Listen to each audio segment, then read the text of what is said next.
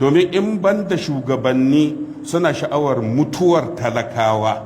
wallahi ba za a ci gaba da kashe rayuka ba, bai kamata ba, amma bai dame su ba in ma wani ya damu mafi yawa ba su damu ba. to shine lokacin da ya gama faɗa dama ya gaya mishi ya ce kaga wannan hadisin wallahi da na san zan tashi ba zan gaya maka ba, tun bai faɗi hadisin bai gaya mar, don haka in na gama abin da za ka yi ka yi. da ya gama faɗa sai gwamnan ya ce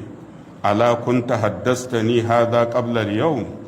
kai ko wannan sahabi ya baka gaya min wannan hadisi ba kafin yau. kala sai ya ce lam akun li uhaddisuka, ba zan iya gaya maka ba saboda na san sharrinka, in ji wannan sahabin. to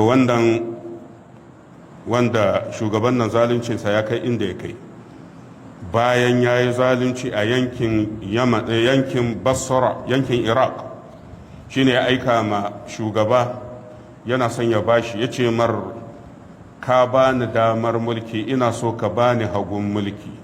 wato yana nufin ka hada min da yankin makka da madina, tunda yanzu a yankin iraq ni ce babu mai karfi kamana. to ai labari sai iso ga abdullahi bin umar, waɗannan kuma suna zama madina. abdullahi bin umar sahabin annabi muhammad yana da rai lokacin da abdullahi bin umar ya ji labari ga abin da shi wannan gwamna yake nema, yana buƙatar a ƙara masa mulki. shine abdullahi bin umar